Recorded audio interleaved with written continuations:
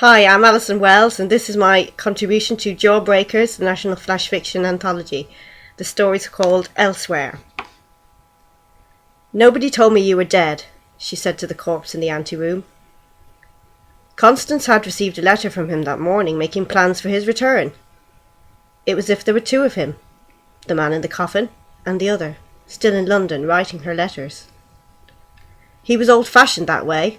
He liked to put things on paper. For the record, in case anything happens to me. He lived as if he'd expected to be famous, as if it was only a matter of time.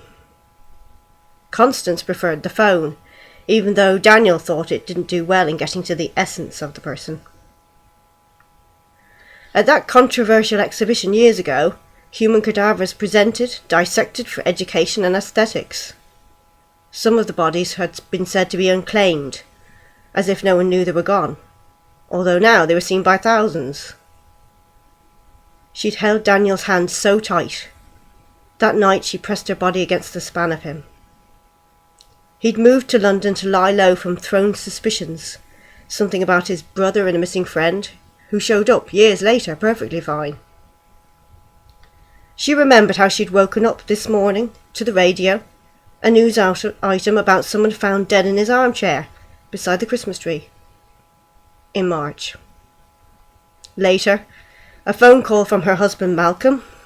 The car's battery was kaput. Could she pick him up for lunch? And in between, the letter, if she could keep it all straight in her head. It was so strange.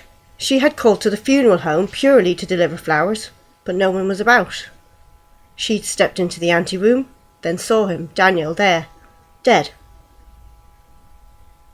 "Untimely," murmured the undertaker, arriving. He was returning from London. He'd been on his way to the airport. "But his relations?" Constance asked, glancing around. The man shrugged, closed the coffin. Constance could no longer see Daniel, in her mind's eye, lying there. In the car, Malcolm was stony silent, his outlines stark against the fickle flickering of spring. As they swung along a familiar road, she remembered her father, now long gone, telling her about a night watchman, dead for weeks before anyone noticed because someone had lit the light nightly in the watchman's hut. And there again, at this corner by the library, Constance had once seen her mother on the street, before she realised it couldn't be her. She had lunch with Malcolm, gazpacho and cold prawns. It all seemed inconsequential. She drove home through the constant dappling of leaves. In the house, the sunlight tried to enter through the net curtains. She took out her writing pad and answered Daniel's letter. A week later, she received a reply in his handwriting. No phone call, of course, not his style. The letters kept coming, in typical Daniel fashion. Everything was as before.